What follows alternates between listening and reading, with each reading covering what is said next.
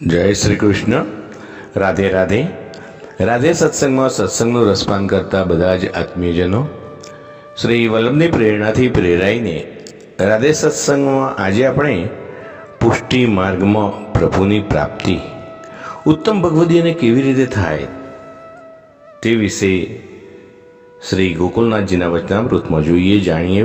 પરંતુ તે પૂર્વે આપણે રાધે સત્સંગ ચેનલને સબસ્ક્રાઈબ ન કરી હોય તો સબસ્ક્રાઈબ કરશો, જેથી નિત્ય સત્સંગની જાણ આપને થઈ શકે.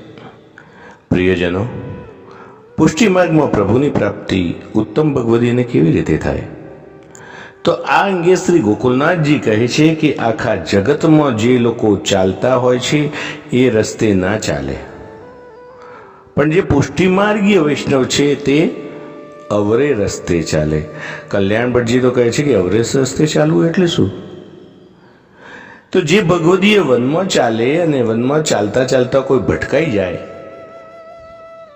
એવા પર્વત પર ચાલે કે જ્યાંથી પડવાનો ભય હોય, અને એવા જળમાં ચાલે કે જેમાં ડૂબવાનો ભય હોય, જે વાયરે વાયરે ચાલે એટલે કે હવા ઉપર ચાલે અને તલવારની ધાર ઉપર ચાલે અને અગ્નિ ઉપર ચાલે, તેને જ ભગવાનની પ્રાપ્તિ થાય છે. તે જ ઉત્તમ ભગવદી છે. જળ ઉપર ચાલવું એટલે કોઈ પણ વૈષ્ણવ સાથે આપનો વાર્તાલાપ થાય તો આપણને આવડે છે અને એને નથી આવડતું, છતાં પણ એને એવી ખબર ના પડવી જોઈએ કે એને આવડે છે એવું મને જરાય નથી આવડતું. એ જે કહે સાંભળી લેવું જોઈએ. એને જલ ઉપર ચાલ્યા કહેવાય. પ્રિયજનો, વનમાં ચાલે એટલે કે આ સંસાર એ જ વન છે, અને જાણીને એ ભગવદીને સંસારમાં રચ્યો પચ્યો રાખે. જો એ સંસાર છોડીને ભગવત સ્મરણ કરે તો લોકો એની વાહ વાહ કરે છે. જો કેવું ભગવદી છે, એનો બગાડ થતા વાર ના લાગે. એના માટે પ્રભુ જાણીને સંસારમાં રાખે, અને એટલે બીજા જીવને પણ લાગે કે આપણી જેમ જ છે. એટલે પ્રભુ ભગવદીને સંસારમાં રહીને જ ભક્તિ કરાવે, એટલે એ વનમાં ચાલે એમ કહે છે. હવે પ્રિયજનો, ભગવદીય પર્વત ઉપર ચાલે. પર્વત એટલે કોઈ આપણી પ્રસન્નતા કરે, એટલે કે આપણી પ્રશંસા કરે, એ પણ પર્વત જ છે.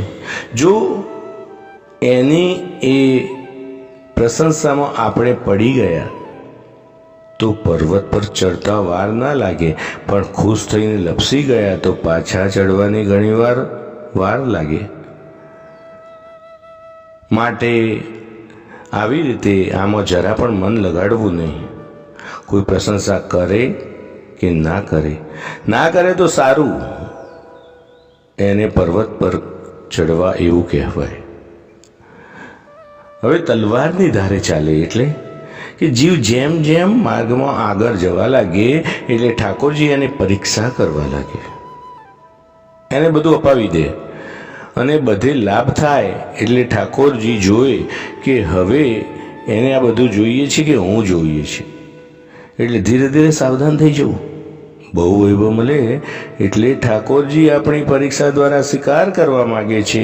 જો આપણે વૈભવમાં ફસાયા તો નીચે પડી જઈએ, અને ઠાકોરજીમાં મોઈ ગયા તો પ્રભુ મળતા વાર ન લાગે.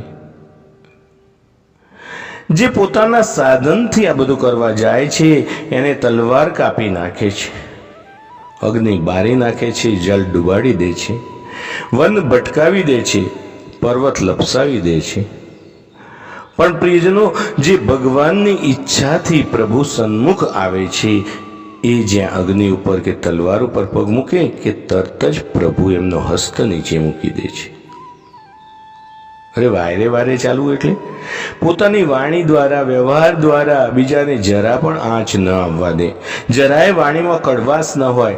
એ હવા દ્વારા ચાલે, ભગવદી આવા હોય, જેથી આ બધું ક્યાં અસર કરતું નથી, પણ એ પોતાના પગ ઠાકોરજીના હસ્ત ઉપર મૂકી અને પોતે ચાલે છે. પછી જેમ જીવ આગળ ચાલે જાય ત્યારે પ્રભુ કહે છે કે જેમ મેં તને હસ્ત મૂકીને આગળ લીધો છે, તું પણ તારો હસ્ત મૂકીને બીજા જીવને સરને લે અને આ રીતે સરને લઈ આ પુષ્ટિ માર્ગમાં સરળતા આવી જાય છે. અગ્નિ ઉપર ચાલવાનું. અગ્નિ ઉપર ચાલવું એટલે એની પાસે ખૂબ સમૃદ્ધિ, ખૂબ યશ, ખૂબ જ કીર્તિ આવી જાય, બધું જ આવી જાય, તે છે અગ્નિ. અને અગ્નિમાં ચાલવું. પણ આમાંથી જે બધું મળે તે આપણું નથી, એમાં આપણું સામર્થ્ય નથી. આ તો બધું ભગવાનની કૃપાનું ફળ છે અને એમના દ્વારા જ આ બધું મળ્યું છે. એવું જ્યારે અહર્નિશ થાય છે ત્યારે તે અગ્નિ પર ચાલવા બરાબર છે. તો પ્રિયજનો, આ સાથે આજના સત્સંગને શ્રી વલ્લભના ચરણોમાં સમર્પિત કરી અત્રે વિરામ લઈએ. ફરી મળીશું રાધે સત્સંગમાં નવા જ સત્સંગ સાથે. વલ્લભાધીશ કી જય. જય શ્રી કૃષ્ણ. રાધે રાધે.